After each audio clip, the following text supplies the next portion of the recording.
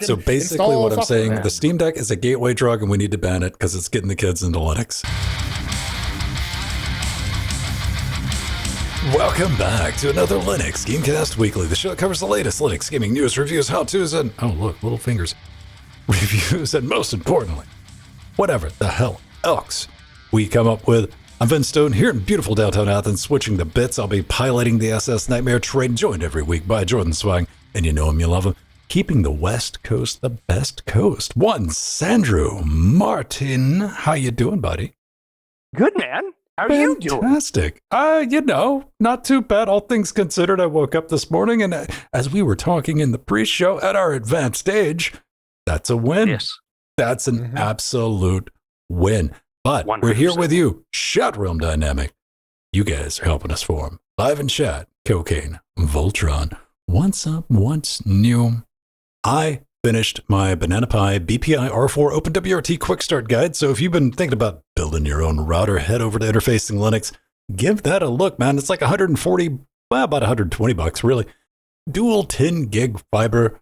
It's got 4 Ethernet holes. You could put Wi-Fi 7 on it. It's got nano SIMs. It uses about 9.2 watts and it runs OpenWRT and open source hardware. So if you want to go play around with it, and the reason I bring that up, because I always find when we have a YouTube video that I put together, it gets a little bit of traction on YouTube because the dumbass comments start showing up. Yes. What comes after the dumbass comments? The creepy ones. And then after those ones come the porn bots.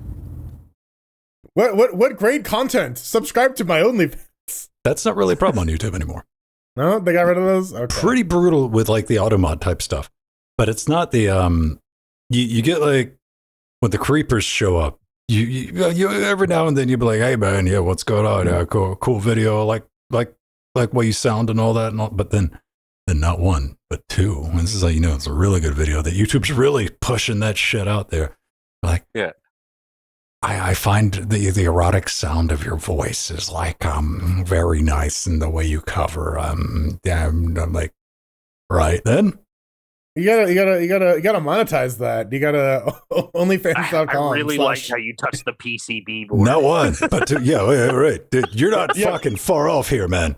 Interfacing Linux, am I right? Yeah, like bunch of cool traffic on that. Had a good time. Tried to teach people about Linux open source. Go check it out. And of course, you can check out the web zone. Create an account. We were talking about that. Get in the forums. You want to talk, chat. You got questions. Hit me up. Try to do something new, a little bit different. You know, let's not do all that. Let's see if we can dial back some of that tech tubing and just bring it back to like educational, fun, entertaining shit without the honey adverts.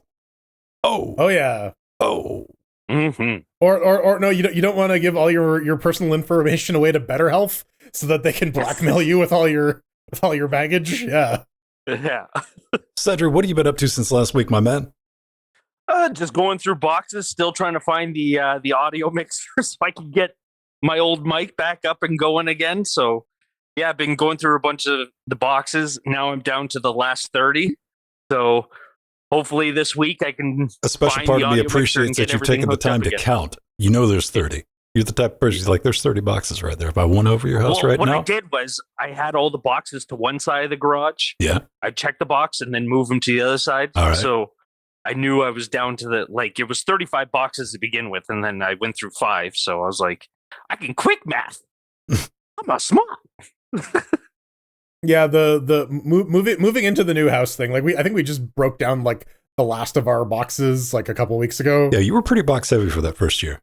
Yeah. There's nothing wrong with it. It takes a while to get moved in. There's no shame. Like, take pride in your boxes because moving sucks.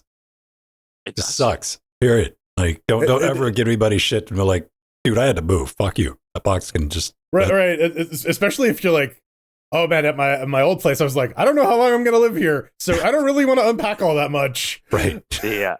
Like it's already packed. Totally understandable. Yeah. Jordan, what's going on with you, man? You a little incapacitated this evening, but you're still powering through, joining us. I do. I have family drama because my darling mother has decided to poison my wife and then shove me down a flight of stairs. All right. And so I'm recovering from that. I got Oh wow. Yeah, let's we're gonna see if this bandage explodes in the podcast. All right. It's gonna look like a Kill Bill when the bride cuts that lady's head off. Or no, it's when she cuts that one dude's head off. Oh right, yeah, that unnecessary like it just stops for a second, then it goes. Yeah. There's a little kink in the hose. I fucking love that. Yeah, that was well done.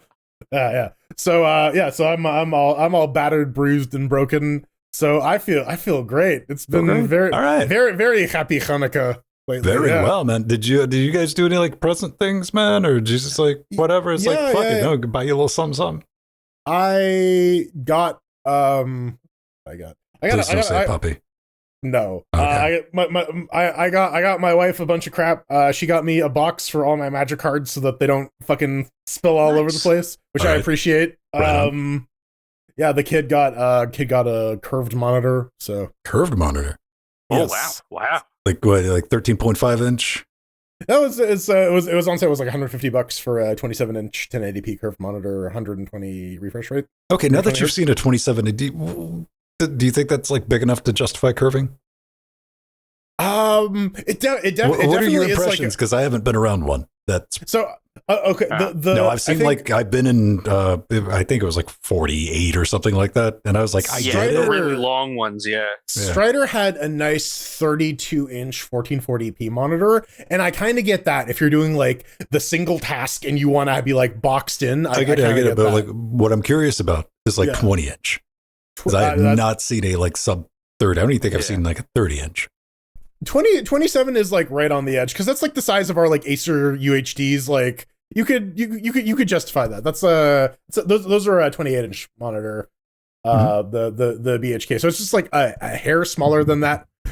I find that it makes like the screen's like very very thick because it needs to accommodate the curve. Yeah. And I don't know if that's worth it. I think people who get them it might like cool. They might like the peripheral thing. It's like an RGB fan, right? They're like. Cool. I'm sure. Yeah. Well, you could always get them. You should have got them a CRT monitor because technically those monitors are curved too. Yeah, fuck that, dude. I want 14-inch curved CRT 4x3. In Innie versus Audi, right? Yeah. No. We need the Audi curved monitors now that are just like. Don't give them ideas, dude. Literally just looks like a bubble. Coming soon at CES. Dude, they're fucking struggling to come up with new ideas to like sell. Right? Yeah. Somehow NVIDIA has to figure out a way to like make games perform worse displaying in that mode so that they can sell you a more powerful GPU. That was like an interesting. We're not going to be talking about it tonight on the show, but like there was a write up of like it's costing too much to produce games that look like this, and I'm like, get wrecked. Ain't nobody getting sympathy for you. Like, because I can drag out, like, you give me 5 minutes and I'll show you some games from 10 years ago that still, like, legitimately look amazing. Not like, oh, if you squint and you install these 300 mods. I'm like, no, just legitimately still look amazing. And they run on fucking potatoes. So, yeah. I think the big thing is, like, people overvalue photorealism. I think, like, stylistically designed games that have, like, good visual language will survive the test of time, and that's what you need to be building. Like you can do a lot with a little, and we've seen it done. We've seen it done with worse tools and performing better, looking better, and like everybody, like off the top of your head right now, let me know in the comments. You can think of a game that's 10 years old that still looks like genuinely amazing, not like to me, rose-colored glasses, but you're just like, no, this thing just kicks the ass out of Doom 3. Wolfenstein. I'm thinking like Metro the original Metro games, like Skyrim. Skyrim still looks all right. Okay, yeah. Everyone is still very upset. Everyone is equally upsettingly ugly in Skyrim, or basically every Elder Scrolls game. So. Yeah. Oh, yeah. Photorealism, or just like games, the requirements. Okay, here's I think the thing that really sticks on me, that's bugging me a little bit, is the system requirements versus visual fidelity. Seems a bit out of whack, especially when you're just kind of expected to have to enable DLSS or FSR with your frame generation just to get that like okay looking graphic. We've taken a hit in visual fidelity because we got smear vision and everything because we're using AI upscaling just to try to like squeeze out that performance. I would argue some games look worse now.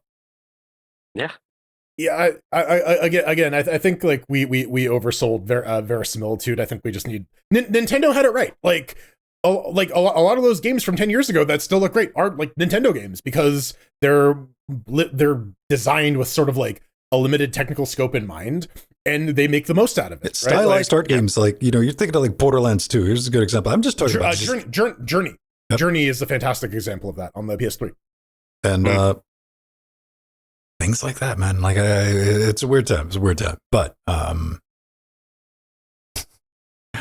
you know who's extra photorealistic? I was like, I don't know where I want to go with that, but go ahead. Yeah. Knock it out. You know who needs more AI upscaling? The horse. Because without any brain power, you got to replace it with GPU power. It's the Steam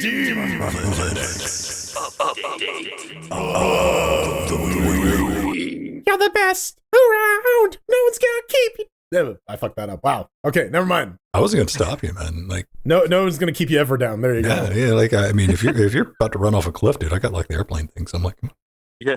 Try your best very hard, and you'll succeed. Sure. 2024 is about to wrap up. In fact, this is the last Linux Gamecast of the year. As we've been talking about like the last 3 weeks, and we're like, this is the death times of like gaming and technology news. Why? Because ain't nobody want to say shit until CES, and CES is about to fucking happen. It's those Audi monitors, man. No, we're just like waiting around.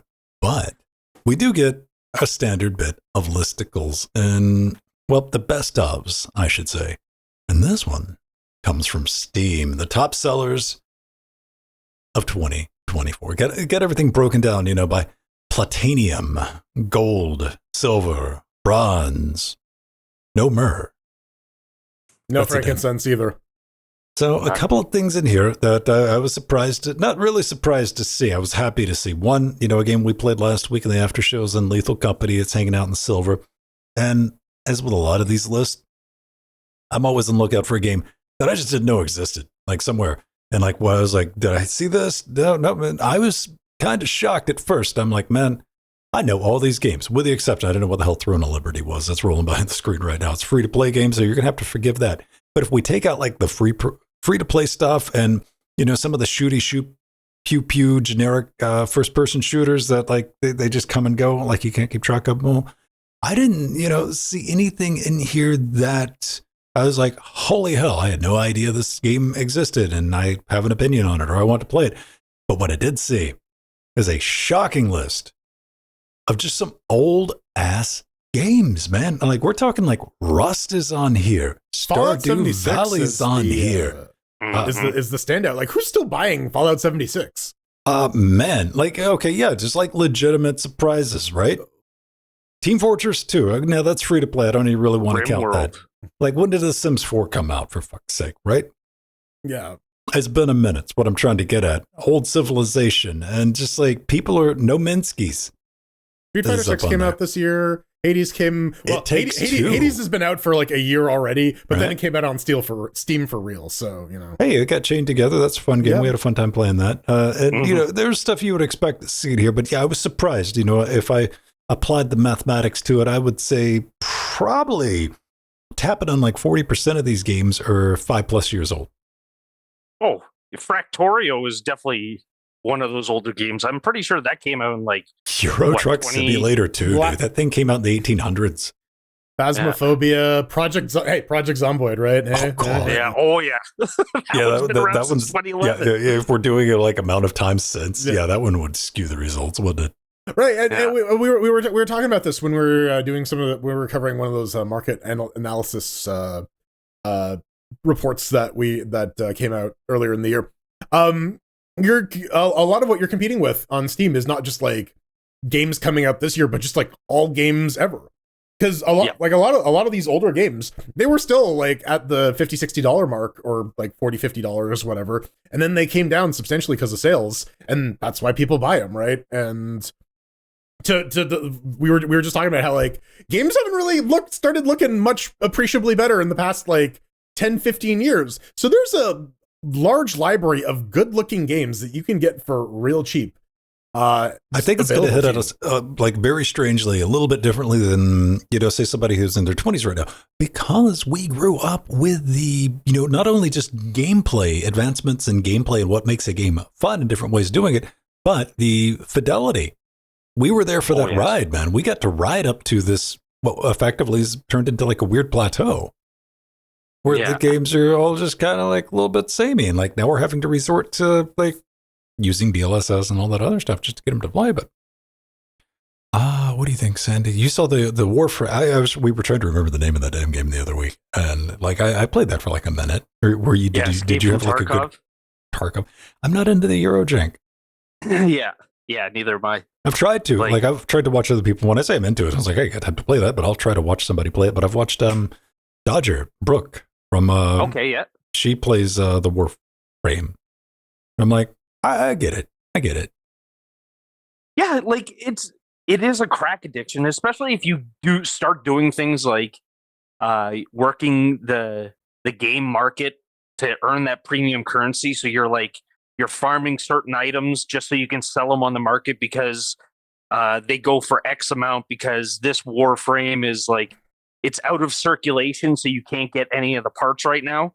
So if you have any of those relics from when they were in, like a lot of those parts are going to go for higher prices, and it's literally almost it becomes a job because a lot people of love that grind, man. Yeah, I love grinding. I should have been a stripper in a past life. I don't know, man. Look, they did pour that little indie studio last thing on the list, right at the bottom in the poo section below Sea of Thieves, the first quad A game, I believe, right? Mm-hmm. Quite possibly. I enjoyed Sea of Thieves for like the little bit we played of it. It's not something I could play all the time, but like it's fun for a couple hours at a time. Oh, okay. Yeah. Like, was that the Ubisoft? Which one am I thinking of that just came out then? Black Flag. Black Flag. Black Flag. Yes. Was it okay? I'm sorry. Like this one was okay. The Singaporean government. I retract that. I'm sorry. Yeah, go back. I know you're gonna have to remove the comment that you already fucking typed out. My bad. Steam Decks. This is something I get excited about because Jordan was even bringing this up. You were like somebody like made a social media post and they were like, "Holy fuck! I had to do a thing with the Steam Deck." They were talking. It was like a mainstream gaming figure talking about dealing with Proton settings, and I'm like, "Wow, we really are in the future." Well, somebody else decided to give it a spin, Sandy. Yeah. So like,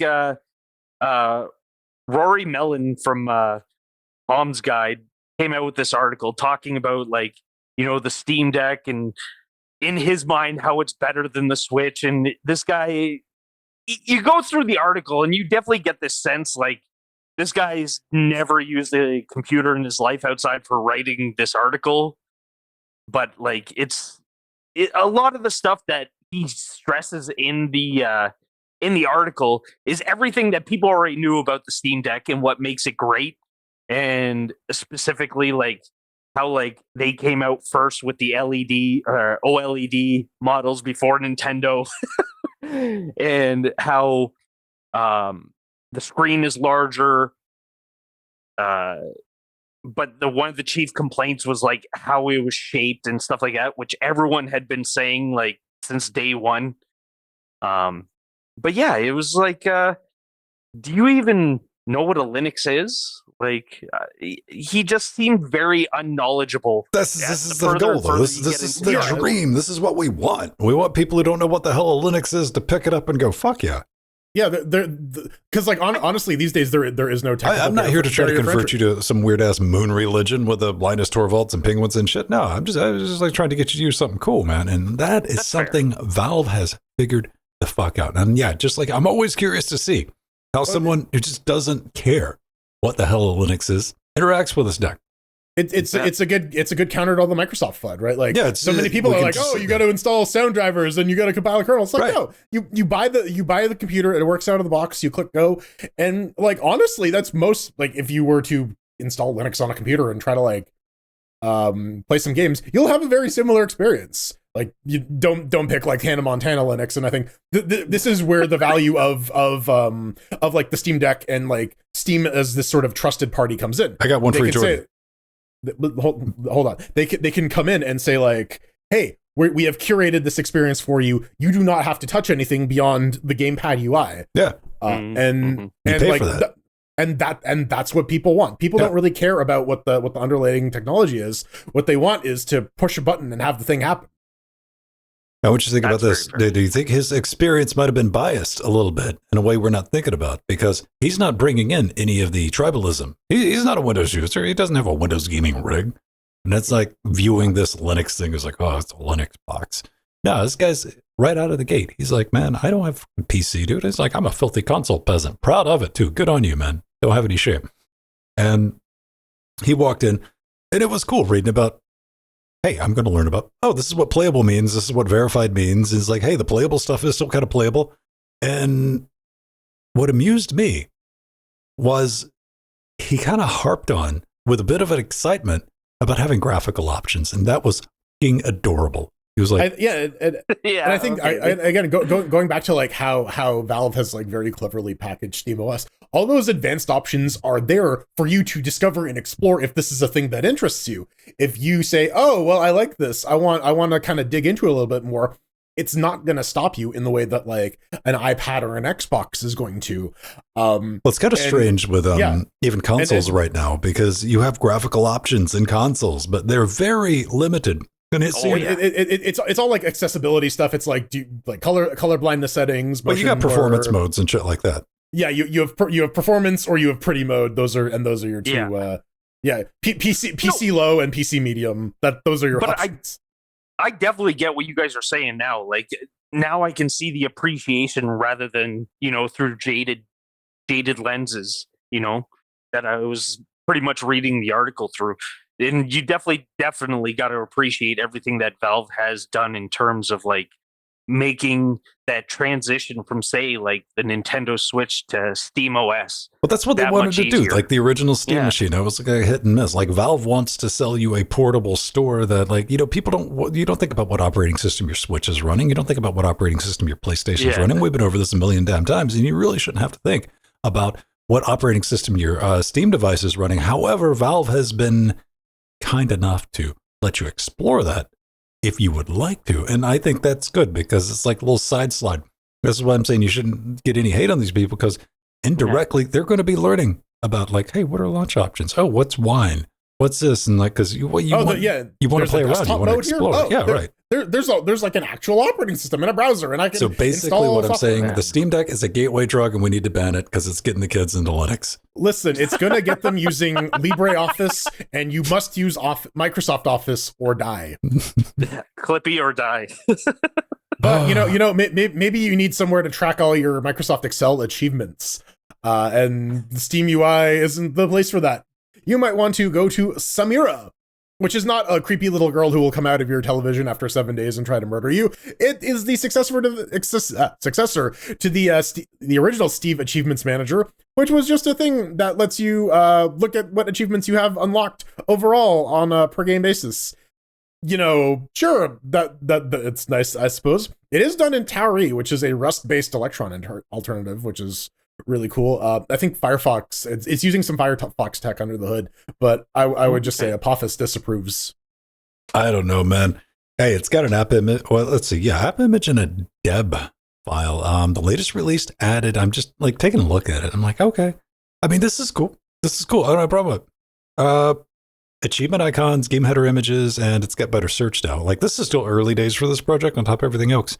But I have to ask you, this is a question I'm glad to see Sandy came up with as well, which is like, why do you need a manager for your achievements? And I'm not saying that in a negative way. I'm just like pure curiosity. Like, where does it get to the point to where you need, now, coming from my lens, and achievements and something that pops up when I'm playing a Steam game, I'm like, the fuck was that? Oh, whatever. So why? It's all, I don't even know the right way to phrase it, people. Like, what is the requirement need? Yeah.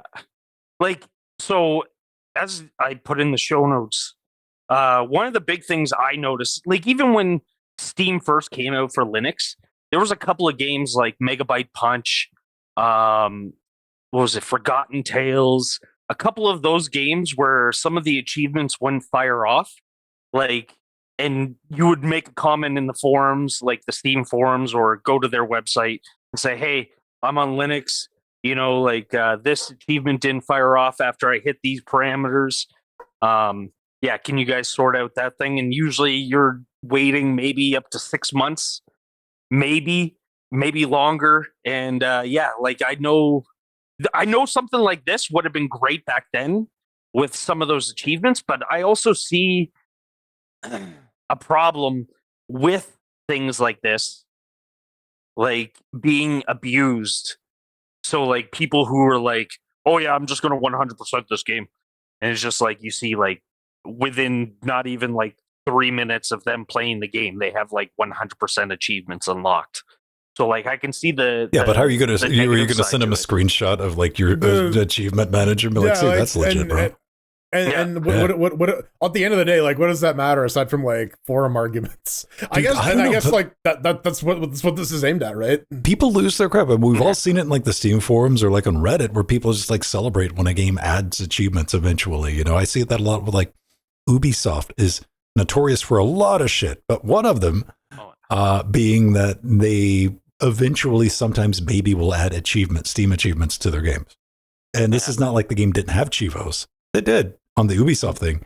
They just never get around to doing that. And that's wild. That's wild. I'm genuinely curious of like, this is a critical part of you. Tell me why it enhances your game experience. Maybe it's a collectathon, because even PlayStation, they have like trophies, right? Well, for Xbox, it was gamer score. It was you had a number next to your name that was calculated based on like the number of achievements you had, and like certain achievements were worth like X number of points in XYZ. And it was basically an EP thing. Depending on the difficulty of the difficulty of the achievement, the developers would set certain achievements to have a certain amount of points for your gamer score. Right, but it was like platinum achievements, gold achievements, and silver achievements. And then like PlayStation did something similar because it was a very popular feature. Now I can think of it as I made sense in my head. Like if I was trying, it's a good guide to 100% a game, I guess. Yes, it's a good guide. Like if you guys remember back in the day, sometimes, but not always. It depends on the games. Sometimes they will have 100% criteria that is not included in the achievements. That's going to be on a per game basis. Yeah, exactly. 100%. I think originally it was just more like, hey, here's a rough estimate of like all of the games that you've completed, or like you have a high game score, which means you've played fairly far into like several games or whatever. I think that was like the original the original like intention of it. But then it just like anything, it just becomes EPing. I don't know. For me, it was always like whenever an achievement popped up, I was always hoping it was something funny. It was like in the Indiana Jones game, the new one has like a bunch of achievements for like hitting people with like specific weapons in like specific ways, and they're all like little puns and whatever. And that's the kind of achievement I like. Kind of like, here's a little like bonus, a little reward, a wink and a nod for you fucked around and you found out. Here's a little treat. And I've definitely seen like the hard to get achievements, like the fun ones still difficult to get. Go outside achievement, Stanley Parable. Yeah. Oh yeah. I got that. I didn't set my clock. I legitimately got that. I also got that one. Ryan C. Gordon was like, "Wait a minute, that's about to fire off," and I'm like, "Fuck, hang on a minute," and I went and like added up like playtime. I'm like, okay, 2 more weeks, and I waited and opened it. Yeah. So let's get into new games, starting with a game that we actually played when it was in early access. And I'm proud to say, no fucking idea what's going on. We're talking about a flock of dogs. Ride flying dogs that live on a flying whale together with your friends. See, now it's clear. Go on hand-drawn, procedurally generated Dr. Seussian roguelike road trip through the sky co-op multiplayer for 1 to 8 players locally or online. And there's also a bunch of minigames, which there are. And we played around with it in the after shows and for a little bit. And it is officially out because I wanted to give it a little shout out. We put it on our Live and Uncut channel when we do after shows and games. And like the developer, he's like, hey man, thanks for playing the game, playing around with it. And watching this, like it's just drugs, dude. It is. When we played it the last time, I think my chief complaint about it was a lot of the mini games were kind of obtuse in what they expected you to do. Okay. So hopefully, like here, it's like you guide the whale, you try and solve some puzzles. Poor Kevin. And then Yeah, and then you get back on the whale and you try to defend it. But yeah, with the mini games, it was very unclear what. See, now I'm trying to get into it. I'm seeing like the whale armada with like the wingmen, and I'm like, oh shit, we can go fuck some shit up. Yeah, right. Yeah, and you can get a bunch of people in here. I think it's like up to 8 players. 8 players. 1 to 8. Yeah. So hopefully the mini games are a little bit more. They convey the intended action a little better. But yeah, it comes with the Friends Pass. Yeah, $9.99. Yeah, which is good. You don't normally like. That's something I've only seen like twice. Once with Youngblood and It Takes Two. It Takes Two. Yeah. Good to see, man. I'm definitely so the art style definitely has piqued my interest. I'm also like hoping that I'm definitely going to pick the game up, but I'm definitely hoping the music is like that much better, because usually when you turn games on, ambient kind of like electric piano. It's the music fits, man. No surprises. You're like, it's just kind of noodly. It just doesn't smack you across the head with like grindcore or something. You're like, wait, what? All right, fine. Yes. I want to see the chilled out grindcore game. Is there? This is a bold son of John Zorn. Bold name for a game, Jordan. Yes, fountains. All caps. So I gotta yell. It looks kind of like dark fantasy hyperlight drifter, and it is. It definitely looks the part. Like the visual design is very, very cool. This is a single indie dev. I was looking through the reviews, and while Hyperlight Drifter had a bit of an open world thing going on, this one posits to be a little more open world than it actually is, in the sense that you can go anywhere, but then you immediately get smacked by an enemy who you don't have the right tool to deal with until you get nudged gently, quote unquote, onto the back onto the rails. But for a single player effort, that can be forgiven. And there's always room for improvement. You can always add. That's not something that's totally we've all had the experience of I'm not supposed to be here yet. Mm-hmm. Right? Yeah, 100%. Yeah. But yeah, like you said, man, single person effort. And yeah, the reviews, the people with negative reviews with some time in the game, they're not hating on it. They're just like, combat needs some work, and it's got dodge roll though. Yes. Did you think when we first saw Hyperlight that the art style was going to become a thing? Because it definitely has.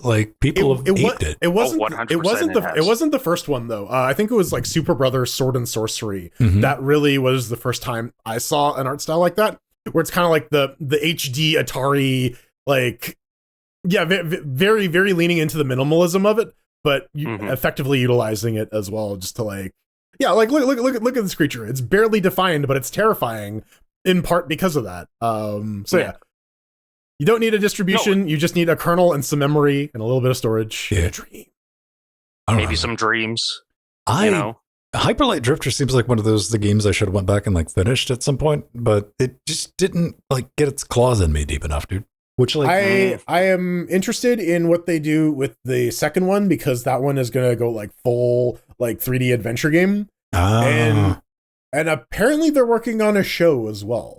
So an animated series in that art style could be pretty cool. You get a Studio Trigger or something animating that. Yeah, I think you could. It could be good and trippy. Do you think it'd be better than Happy Gilmore 2? Probably. I'm not holding my breath for that one. Oh no. Yeah. There's no Carl Weathers anymore. He's in heaven. You can't for real this time. It is, in fact, nobody wanted this, and forever shall all be in the hips. OpenGamepadUI. All right.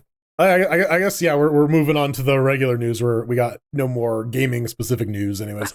OpenGamepadUI. It's Steam Big Picture Mode at home, written in Godot. For those of you building your Lutris consoles at home, or your Heroic Game Stores consoles, or anything that you don't really want Steam involved in, although you can run Steam games through this, especially with this latest update. You can use it and have a controller control your Linux system. But new in this version, which is not 3.50, They have native VDF parsing, so that now it can read through all your Steam games you have installed, and they'll just show up in the menu, and that's nice.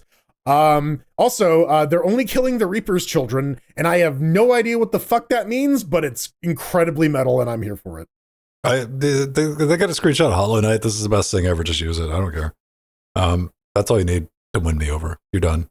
Yeah. just show him a picture of Hollow Knight. That's it. Like, easy. I'm done. Like it's right there. Katana Zero. I haven't played that game. I haven't maybe the Kerbal. What? Oh yeah, we're talking about. Yeah, immediately I'm creeping on your fucking game library. High on life.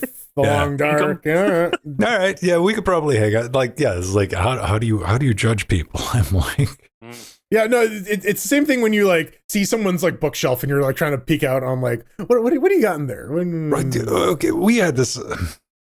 Well, I'll save this for the last little bit. But you know, I still get a kick out of this project because it's made with Godot.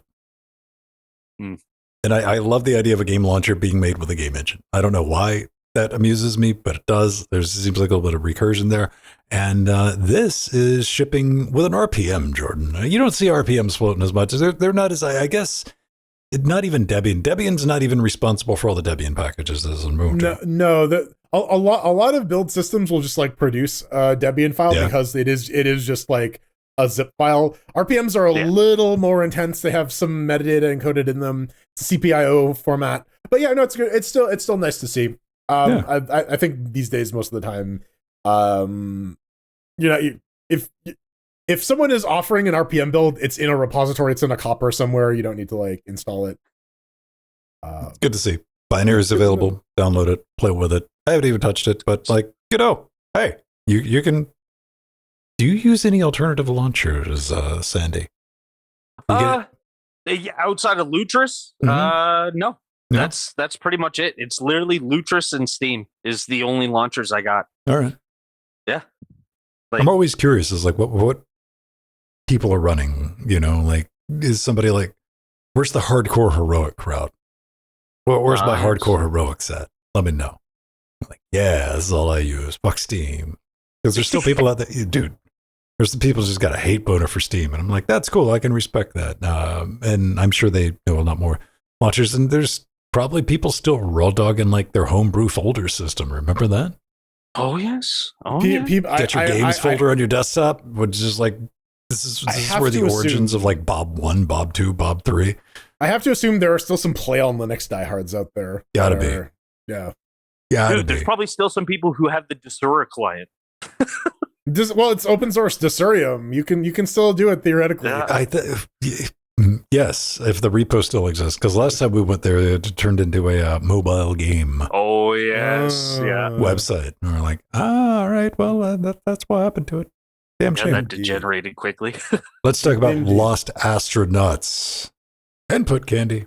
Check it out. I want to give this a little bit of a mention because Game Maker Studio games are kind of omnipresent in the world that we live in, and it's always good. And by the way, Game Maker Studio 2 has a beta version for Ubuntu, not Linux, but Ubuntu. Make of that what you need to. And I was doing a little bit of reading about Input Candy, and this is kind of what we need, Jordan. This is kind of like little SDL. Make life easier for game developers getting their controller support up and working on Linux, right? Or just everybody. For sure. And this is using SDL on the back end. But we've seen how successful stuff like Rewired was for Unity, right? Like controller support did not exist in Unity games aside from the Unity Screamo note. And then isn't that such a weird thing? Yeah, like, right. Controllers didn't work. Like fucking how? What's wrong with you people? Right. And here comes Rewired. Doesn't quite implement SDL, but it does a good job of controller detection and mapping and all that good stuff. And it's good to see that other, especially now that Unity corporate has shit the bed, that there are some alternatives popping up for other engines like GameMaker, like Godot, and so on and so forth. This one is specifically for GameMaker, but we were talking about Hyper Light Drifter. That was a great game that was done in GameMaker Studio. Mm-hmm. Controller support was all right, and that could have been better. And stuff like that would have probably made that a lot easier to get set up. Yeah, I'm digging on this. And if you're new to PC gaming, like if we go back like 12, 13 years, like And it wasn't necessarily a Linux thing. It was like a PC thing. Plugging in a gamepad to a PC was kind of a shit show. It genuinely was. Like now, I know that's hard to imagine because you just pair it and you're done. Steam input, baby. Yeah. Oh, yeah. That was a thing, man. But apparently there's still not a really reliable way to detect most controllers, and they're still having to resort to like button guesstimate. You know, it's like, how many buttons does it got? All right. Take a shot at it. So, yeah, really happy to see that. Wanted to give it a mention. If you're doing something with Game Maker, give it a look. Input candy. It's even got a picture of a young child eating a Nintendo controller, as we used to do back in the day. Sweet candy. Because that's why they have to put the bitterant on the fucking Switch cartridges, right? Yeah. That's for real. Nintendo knows their hardware is delicious. This is a problem that they've known about since the original NES. I mean, this is like, you know, let's just be honest. That's stock footage right there from the. Yeah, exactly. Yeah, that was a prototype controller. It's controllers and cartridges. Yeah, it was immediately devoured by easily swallowable parts. Yeah. Toddlers. The infants, Hungry you infants. can't stop them. Have you ever seen the movie Critters? It was like that, but with like babies eating Nintendo hardware. Terrifying. Mm-hmm. Now, the last story of tonight is The last story of the year. The last story of the year also. Will 2025 be the year that we say goodbye to desktop PC gaming? Finally, we'll have RGB headaches and we can get rid of the blinky bullshit. Because pack it in, boys. It's over. And yeah, we did have a good run. But I actually read the article because I was like, all right, I'm going to talk some shit and just excuse it. I'm like, well, this doesn't need to be in the show, even though it would make good filler, which turns out it's going to make good filler because the guy kind of caught me out of left field because I wasn't thinking about something. If we're counting high-end compact PCs, like mini desktop PCs, I was like, shit, you got a point there, don't you? Oh, ha. Especially if we're talking about those PCs with external GPUs, you know, for the hella hardcore people. Then again, we are all sitting back waiting, still in 2024, about to roll in 20 for that universally agreed upon external wire to connect said GPUs, because somebody's like, USB 5, 4, Thunderbolt, like that's a problem. It's still a problem. Don't pretend it's not. And they bring up, you know, gaming laptops. I'm like, yeah, how long have gaming laptops been out? What would you say what year that gaming laptops got good enough? Or what year would we land on if we were going to put a date on that with some numbers? I would say like 2009, 2010-ish. They were like good, again, for the games you were playing at the time, yes. Yeah.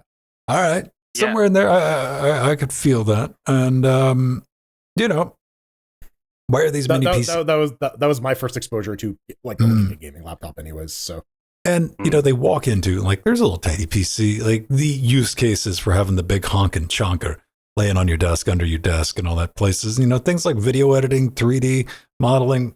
Then if we ever get the bandwidth situation sorted out as humanity as a whole, like all that stuff's going to get cloud-based, like it or not, because I would love, you know, if I had like 10 gigabit, like low latency stuff, like just do all my video editing and rendering somewhere that wasn't my house with a big honking computer that I could rent for like 9 hours on a Sunday, any day. Oh, there's so much wrong with this picture going by, right? The way I can't even start to address that. Just cat, man. But, gentlemen, is 2025, have we just gotten too ingrained? I mean, is there always going to be a large enough, here's what I'm saying, a large enough population of people who really, really enjoy building shouty boxes that blink? Is there going to be enough people who enjoy that, have that desire, have that need to keep the industry going? Will that population still be there where, you know, companies that make, you know, your Corsairs and whoever and your motherboard manufacturers, your Asuses, are they still going to even bother doing that? Or are we going to get to that Apple blocker elite desk thing of like, no, you just buy the new brick? I think the industry as a whole would definitely like us to move into that direction. I bought a new phone recently, and my wife is like, oh yeah, my iPhone got 3 years old now. They're starting to throttle it. And the planned obsolescence is real. And I think the industry definitely wants smaller, weaker computers being more commonplace that you need to replace over and over again. to make subscription cloud computing a more attractive option, so that they can, continue rent-seeking behavior and just continue to extract value out of stuff. Because when you buy a computer, when you build a machine, it's yours. You can continue to upgrade it. And you can. You're gonna take all your time to put Windows on it, but I get mine. Yeah. Put Windows on it, put BOS on it, whatever. The point is, you can change the operating system on it if you want. I'm going to save somebody that comment. The reason Apple does that, and I'm not excusing it, but Apple's official reason, do you know what it is? For what? For not allowing you to install an operating system? No, for throttling. Throttling? Oh yeah, it's battery. Battery, yeah. See, Yeah, we're saving comments. Sorry. Yeah, no, I'm already aware of that. But like it increases dependency on these guys. It forces you to spend more money.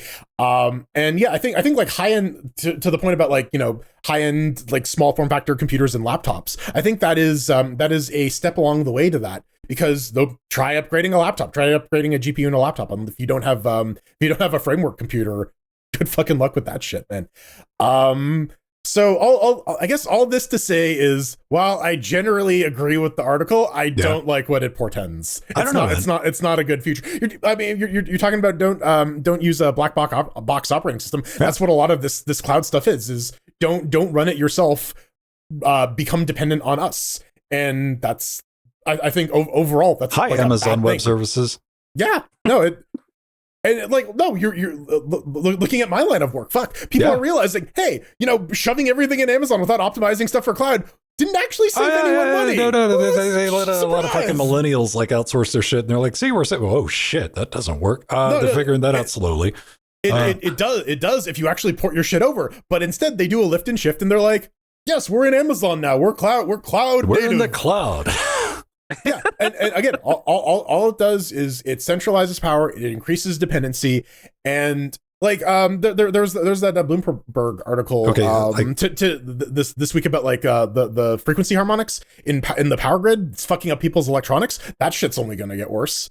Power filters, kids. Make sure you're running everything through UPS. Now. So we got like these hybrid devices, like even like the HP Elite Desk. That's the one I got. That's the most powerful, like mini, super tiny PC I got. You can upgrade the CPU on that. Now, no, the idea comes like the whole external GPU for the crazy people is not just me saying like, oh yeah, we're going to throw you a bone. No, it's like we're going to be dealing with ARM-based systems, SoCs. On top of that, even x86. Like we're just going to see. I don't think we've peaked at what we're going to get for an APU. Be it from AMD or Intel, like that. Is probably going to get good enough to satisfy most people's gaming needs, because even the APU on a 5600G, which is not the top of the line by any stretch of the imagination, shit, you can actually play some games on that thing, man. Not 1080p low, it's doable. 720. 720p. Yeah, well, I mean, you could do like 1080p fugly if you wanted. That's what I mean, right? Yeah, but again, we're talking like it's the console performance setting, okay? Yeah. So you're looking at something like that, but I could see the future, especially with like ARM-based stuff. Because one thing to what Jordan said, I don't like the idea of having the RAM soldered on. But I've just here's the other thing. Now, I get it, because the average consumer, even if you build your PC, I think the average person who builds a PC, that they build the PC, they never go through the. We're kind of like on an edge case of somebody like, this is my forever PC. It will be my PC of Theseus. Or there's always. I mean, shit, my power supply is the same one I have from college, right? Like, we end up with like, most people are like, I built that one. Okay, I'm gonna build another PC, and these are the people who are like in PCs. My second PC is just all the old parts. Yeah, and I had enough of them to eventually build a new PC. Right. So now, exactly, and. Which is good and handy, but I think you might be more familiar with like the people in your life that their PCs, laptops, like they're just used to that. And like with a laptop, I kind of get it. I would like more repairability, 100%. Sandy, well, like, would you? It would feel weird. I'm like looking around. I'm surrounded by 3, 4, 5. I got 5 Canadians? PCs around me right now. Mm-hmm. If I could just have like, a cube or dude. This is what I'm trying to do for this studio, by the way, with some shit I'm working with right now is like footprint, get it down, make it smaller. Yeah. And I don't have any. Do you have love? Do you need like the big honking tower? Is that like your thing? No, I don't need the big honking tower. I understand the need for it. Do you mind the big honking tower though? Because I see a big honking tower like I got, and I'm like, yeah, look at that. That's a big honking tower. Like, I don't mind the big honking tower. Like, I will always I will always understand it. Like, but I also understand at the same time. Big honking tower right now.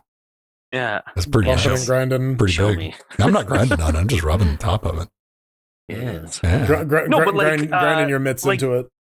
Like, I definitely get what the guy is trying to say. Like, there is a demand for living room style PCs. Like, you can take, like, say the Steam Machine P, things like that, like the smaller form factor. It's not a full size tower. The Steam Deck, like things like that. This shit's gonna be integrated into the TV. Like, that's the other thing. Yeah, so like there is a group of people who are like you, even going back to the article with the Steam Deck, like how the guy went from a Switch and he tried out the Steam Deck and he enjoyed the experience, and to see that experience, he knows nothing about Linux, but I can also see a demand where you have mini PCs like the Cyber Steam Machine P, the Steam Deck, like people building, like, say, taking like the office PCs, those mini office PCs, and turning those into like Steam machines because they have like the whatever Ryzen 5800G in it. You know, like there's definitely going to be a demand for it, but there's always going to be a need for tower PCs for like heavy workloads. I don't think so. People are going to want to. Okay, to the counterpart of that, boom. Let me try. This is the M3 from Apple. Fuck off. Yeah, it's a little tiny box. And like I think to like some degree, there's like a status symbol aspect to it. Like having a big ass gaming PC isn't really the status symbol. Oh shit! Do you think we could buy like the $400 like wheels for like the tower and put it on like an Apple M3, little tiny one? Yeah. No, you got to stick it on like an Apple. No, you got to put it on a Lisa. That's what you got. Yeah. Old school. Yeah, like I don't know. Like I said, like I think to Ben's point, the makers, the programmers, the artists, the CAD doers, the modelers, these people are always going to need like significant computing power in order to do the things that they do. But whether or not that will get delegated to a work device, and they're just going to be for their general purpose computing, be using like a tablet and a smart TV and maybe their phone. I think that's more the direction that's going to move into eventually. Because in a way, like that's how, one of the ways I look at it, because I haven't had a personal PC probably in 5 years, maybe 4 years. I just used tablets have gotten fast enough. It's a work device, right? Like it is a thing that you do to do your job, which is do the podcast. Workstation. Right? And I think like your average like 3D modeler or something, they'll use their like dual A4000 GPU badass system to do their modeling, and then they're gonna go home and they're gonna play Candy Crush on their fucking iPad, right? Like that's one of the things, like when we talk about like content creation, that's something I tend to pay a real close attention to.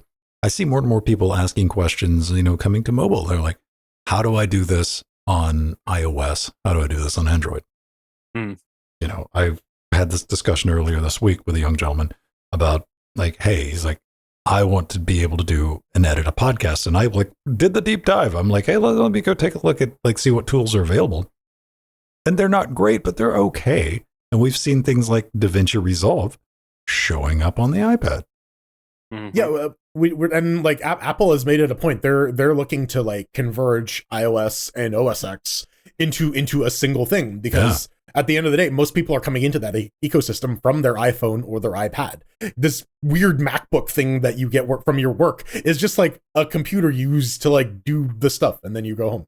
Oh, God. Convergence. I haven't heard that one in a long time. Can you imagine? Okay, this is eventually going to happen. You're eventually going to get onboarded at work, and they're going to give you a tablet. Then I'm going to pretend that I'm on Stargate Atlantis, and that those tablets, it's one of those magic tablets that can fucking do everything. Okay, I'm just going to close my eyes and I'm going to pretend. Lighter. It's that weird separation, man. So let us know what you think. Are you going to like? I'm still team workstation, but I would not be team workstation if I didn't have like stuff I needed, workstation type stuff. Like I would much rather, like personally, I'd rather have a gaming PC than Threadbooper, because like when I built Threadbooper was not a great PC for like general gaming type stuff when I was building it, much less now. And I could build a much better system, but you know, I like, where's that external connector? This is what's bugging me. This is like, because my immediate thought is like eGPUs,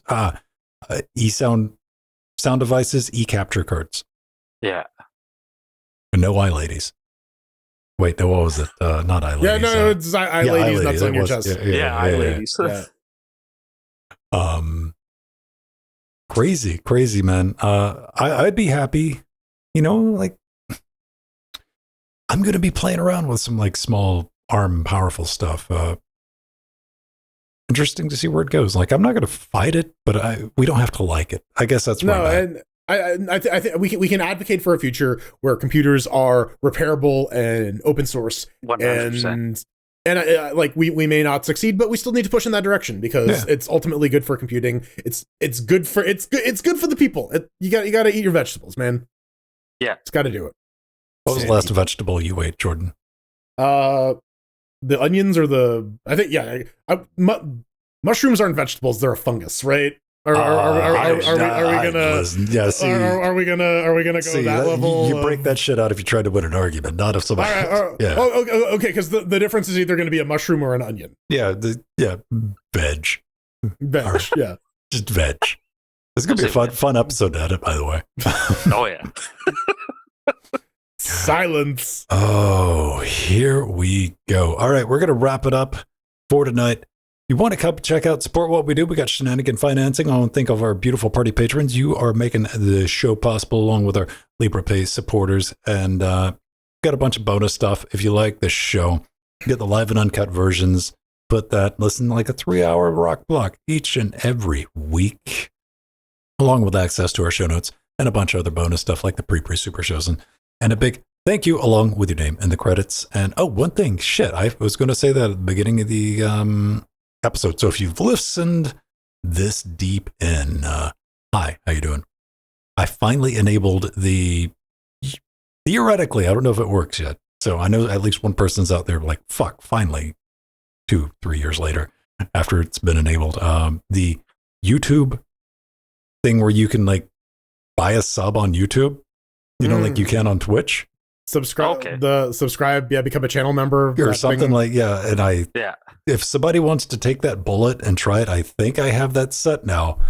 When you do that, you can link it and get access to our super secret Discord. Oh, you get super shows and access off of that, or is that no, it's just the Discord.